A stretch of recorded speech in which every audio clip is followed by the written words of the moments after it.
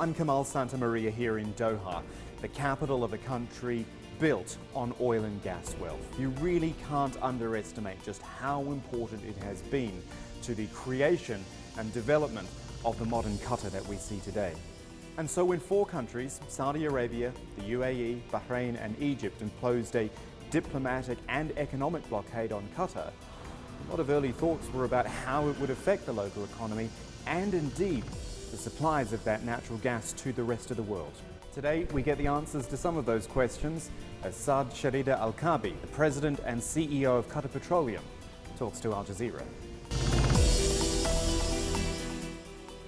Mr. Shrida Al-Kabi, thank you so much for joining us on Talk to Al-Jazeera. I want to go back to the very first day of this crisis when we woke up and heard that diplomatic ties had been cut and that a blockade was being imposed. As the CEO and President of one of the most important companies in this country, what goes through your mind when you hear that news? Of course, on the 5th of June, it was a shock to everybody. So the first thing wasn't like a CEO of Qatar Petroleum and how I felt. It was like a national and a Qatari and how I felt about it. When we woke up and you see that a blockade was put in place on sea, air and land by Bahrain, then followed by Saudi, followed by the UAE and then Egypt, we were shocked as a nation. And it was against the people of Qatar, and they were saying it's really governments and so on. So something like that and stopping food, medicine coming into the country was a shock. But I suspect very quickly your business mind has to start ticking and think, well, how is this going to affect me? Of course. As far as the business was concerned, we immediately put in place our business continuity plans that we already had. It was always put in place in our companies for emergencies. What is a business continuity plan? How do you... A business continuity plan is basically to have, if you're buying any product that you need for your business, you need to understand, what's the value, how does that chain of procuring that product or spare part or chemical or contractor bringing things in for you for construction and so on, how does that work? And if the source is one of the blockading countries, how can you bring other sources in to basically fill that void? There must have been some impact though. There was definitely impact. It has a lot of cost impact. We had to go to different shipping. We brought some things by plane, some things that we had to maneuver around, some shipping issues that we had to deal with. But it was all put in place very quickly, and we managed to get through it. And that's honestly sustainable? Because once you start going by air, that's more expensive. The land border's closed. The air part was only in the beginning, just to get emergency things that we needed. But when I say that, when I came out and said that we can continue like this forever. People who know me, I don't bluff and I don't play games with these things. This is something of national interest. It's the economy of the country that is at stake. And when we say we can do this forever, we definitely can do it forever. Okay. Let's talk a little bit more about the blockade. The sea blockade, I think, is interesting because so much of what comes and goes from this country is reliant on the shipping lanes, on the major ports in the UAE, the United Arab Emirates. Suddenly, Qatar doesn't have access to them. Your ships don't have access to them. Again, there must be an impact there. Yeah, what happened is they said all ships that come into a Qatari port cannot go to any of their ports or come from any of their ports to Qatar. And just to be clear, before the blockade, a lot of ships, most of them would go through there, right? Yeah. You have different elements. You have the oil and gas ships where they have co-loading, so they would load some of their crude or condensate or whatever product that they are buying as Asian buyers or European buyers or American buyers. They would sometimes co-load and calling the UAE or Saudi and Qatar, and they would co-load. So what they did is they stopped the co-loading. They also stopped products coming, so container ships and things that are bringing products and chemicals also stopped. So anything that touches Qatar is not allowed to go to their ports. In addition to that, what they did is they said anybody that's going or coming from Qatar cannot refuel in Fujairah, which is an important port that is used on the shipping, basically, lanes that we use extensively to fill our ships and other ships with fuel for shipping. So what we did with that is we found different routes to go and bring our products from and take them to these ports to redistribute and so on. In addition to that, for the refueling, which is called bunker fuel, the fuel oil that's needed for all the ships that are coming to Qatar, we have brought a temporary facility here, and we are putting a plan in place to have a permanent facility in Qatar, and we will never go back to these ports again. Oh, okay. So if the blockade is lifted, if things improve, you don't go back to... We will never go back to depending on one supplier in anything we do, and the trust that we have built over years has been broken overnight. I cannot go to my stakeholder, which is the government, and tell them I can run my business unless I have a trusted business partner. And the UAE today, that was using Jebel Ali as a port that had basically a free zone where companies were asked to that were told they can do business anywhere and have basically redistribution of a lot of products from there and manufacturing there to the entire region.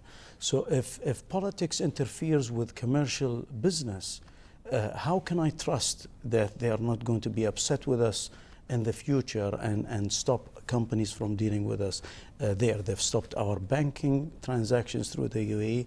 They've stopped all our business through UAE. So what we are doing is we've already done, basically, we have already put in place different plans, and I cannot trust going to them. They would be probably a third or fourth option for me, but they will never be my first option. So that to me suggests in a way that the crisis may never be over. We may find a diplomatic resolution which at least lifts the blockade and things like that and opens up airspace and sea space again, but if you're talking about not going back to do business with them effectively, then that creates a permanent rift almost. What I am saying is that the business that I need, I mean, people exaggerate the business that I get from the UAE, for instance. UAE is the biggest supplier because of Jebel Ali and whatever. They are the biggest loser, not us. What Jebel Ali, what I get from Jebel Ali is redistribution of products and things that companies have as depots or manufacturing and redistribution mostly from there. When they had the blockade, I'm not losing patented technology that I'm not getting. I'm not losing this high-tech, these high-tech products that I would need to have my production online continuously and safely. That all that I'm losing is really the capability of them giving me that distribution chain that they have and access that they have. They are a desert country like us. We all depend on oil and gas. What they had as a model in Jebel Ali is we're going to give you a free zone. You can live there and have ownership of real estate and all the facilities that you have in Dubai, which is magnificent, really. I mean, we have all been to Dubai, but they have tarnished it in overnight, because even business people coming into that country, if they're tomorrow upset with Oman or Saudi Arabia or Kuwait or Iran, they're going to boycott these countries. How am I going to do business with them? So it's not a matter of continuing a political rift. It's a business decision of how do I manage my risk. The United Arab Emirates particularly have shut you out. You could have shut off the gas to them because there's a great big pipeline that goes from Qatar's North Field to the UAE and supplies them gas. Why didn't you do it?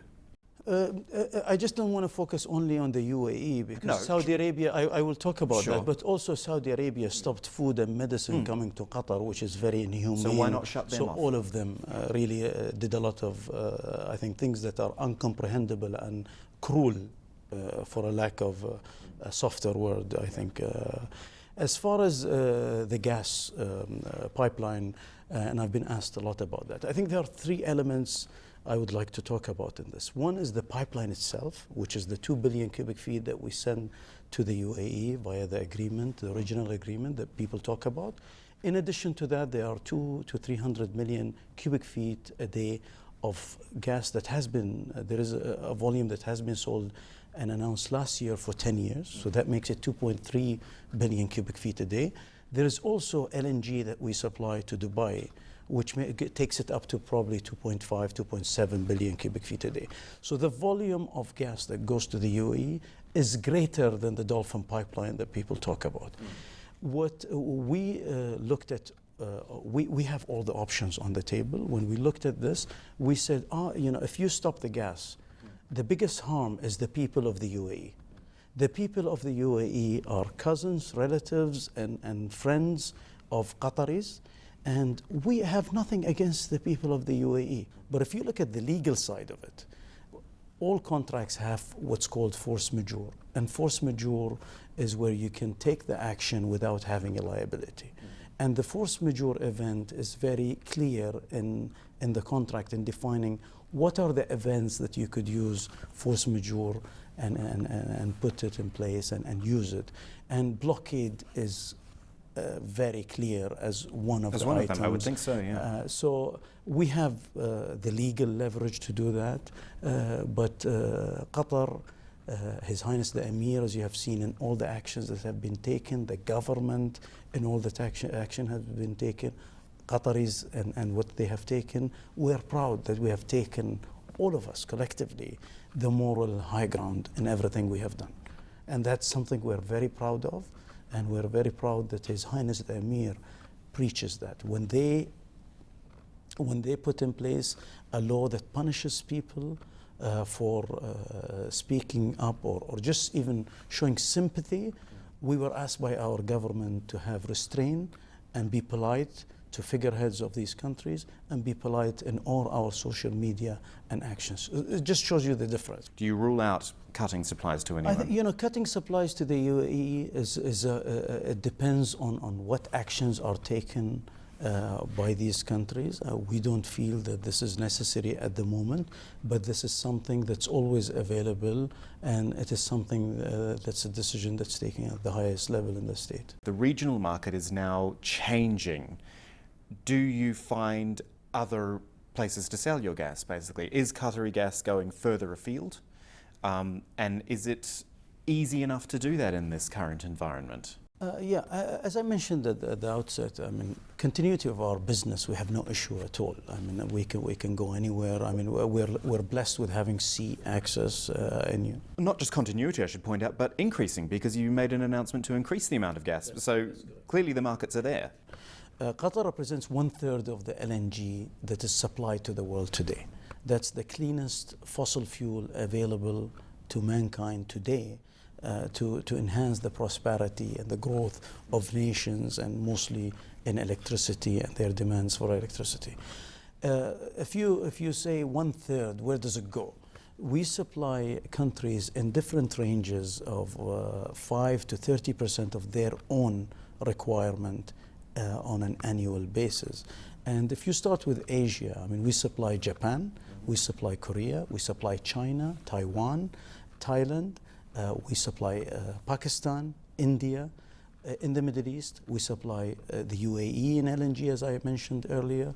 We supply Kuwait, we supply Jordan, we supply Egypt, we supply Turkey, we supply Spain, we supply France, Belgium, Poland, Germany, UK.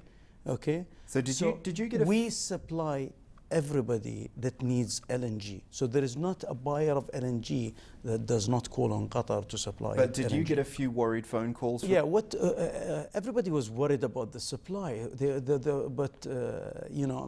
Their worry is not about the reliability of Qatar. We have a proven track record of over 20 years of not missing on our supplies.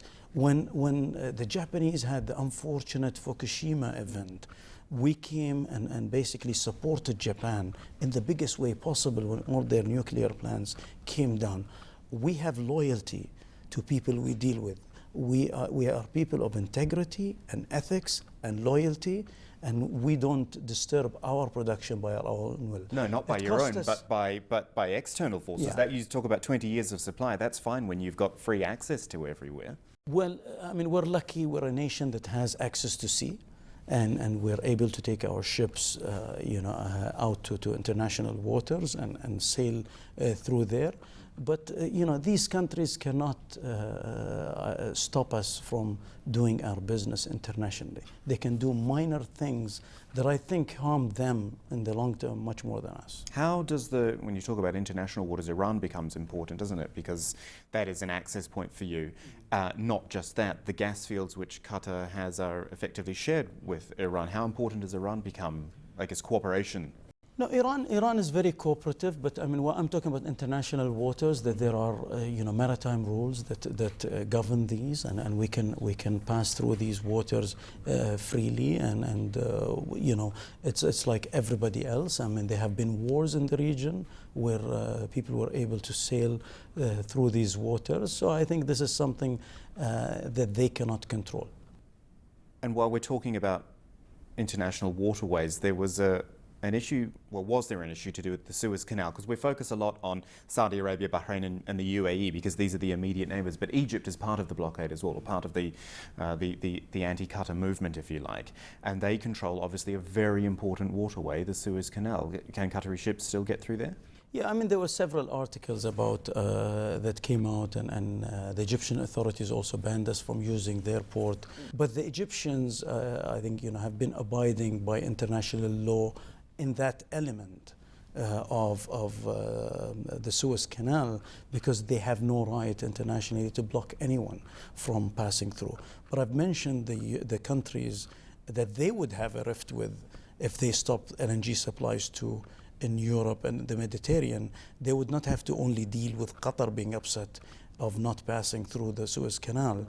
I think you'll have the UK, Germany, Belgium, France, Spain, Turkey, and everybody knocking on their door because they're stopping the supply of gas to them. Does that become a potential problem? And but just to be clear, they have not stopped us. Right, okay, sure. Okay. Does that become a potential problem, though? And I'm not just talking with Egypt, with any of these countries and all the other relationships. For example, the blockading countries could say to the UK or to any other country, frankly, if you do business with Qatar, then you can't do business with us, or vice versa, or however it works, or at a corporate level as well. Say to a company, one of the big oil and gas companies, if you carry on doing business with Qatar, then we're not going to have anything to do with you. They actually tried, and I have companies that have talked to me where they've tried to talk to these companies and said, basically, if you work in Qatar or do more business in Qatar, you won't have business with us.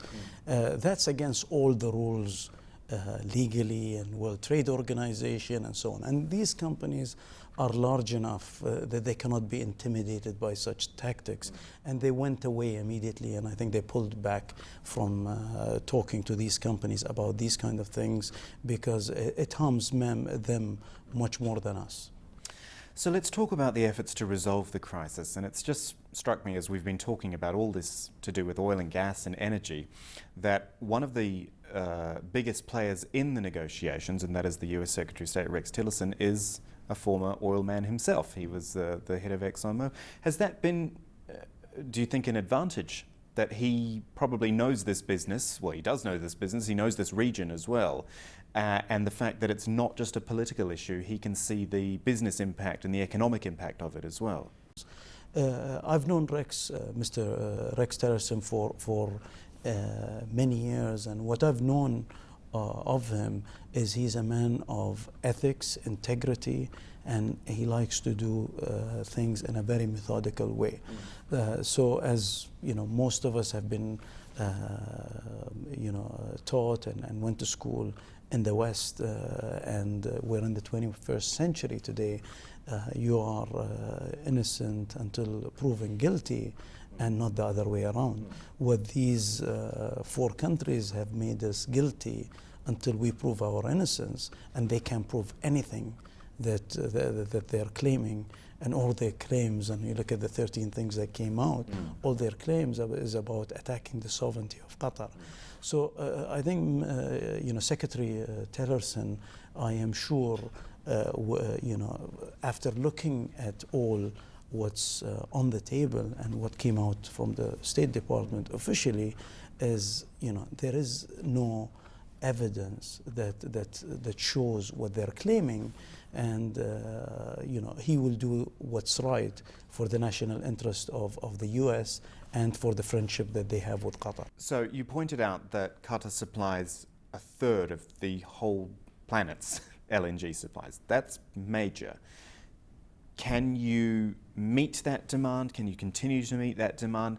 And is there potential that this ongoing crisis could actually affect the entire gas market, impacting on prices and things like that? I mean, you seem confident that you can deliver, but I want to hear about that.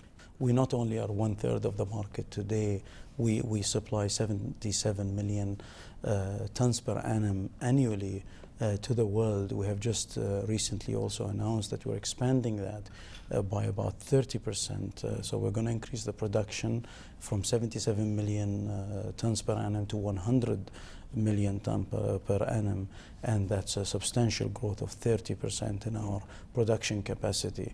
And that will go to a lot of the growing needs for gas. Gas growth is tremendous around the world. The gas growth is increasing, and the supply is going to be in shortage after 2022 and thereabouts. So we will come in with the additional production somewhere in that range of 2022, 2024, so 5 to 7 years from now. And we will continue to dominate the gas market and be the leader in the gas market for the foreseeable future. So it should be stable.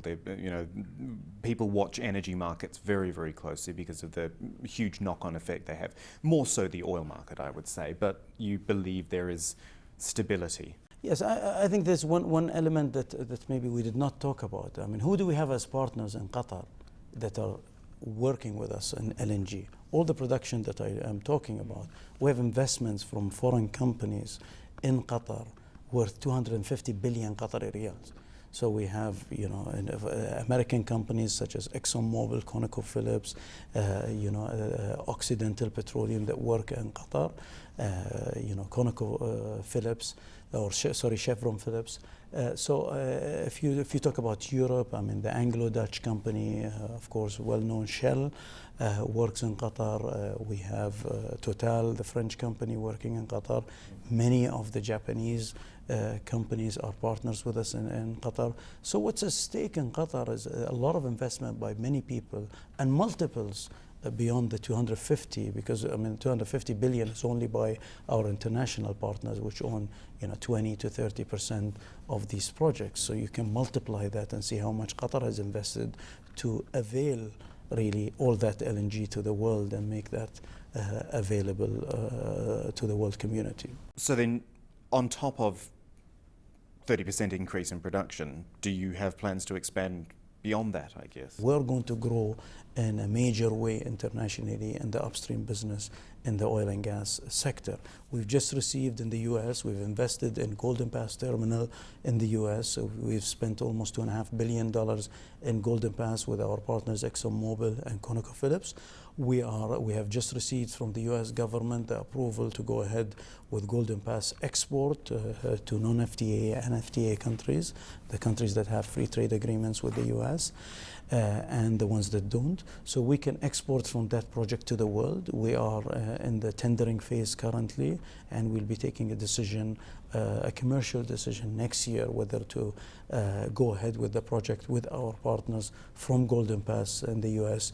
And that project is probably somewhere in the range of another $10 billion of investment in the US. We're also looking actively in the US to buy assets in production of gas and oil in the US. We're looking in South America to look at a lot of business opportunities that we're discussing, in addition to Africa. So what you see as Qatar Petroleum today, 10 years from now, it's going to be a much bigger QP. And it looks like the Gulf crisis is having I probably went into this interview thinking, wow, this must have had a big impact on you, but it seems to have actually spurred you on to expand, to be bigger and better. If I can leave you with one thing, I would like to thank the four countries for their blockade, because I think it has made Qatar stronger, the people of Qatar stronger, the businesses stronger. We will come out of this much stronger than before. Saad Sharida Al-Kabi, President and CEO of Qatar Petroleum, thank you for talking to Al Jazeera. Thank you very much.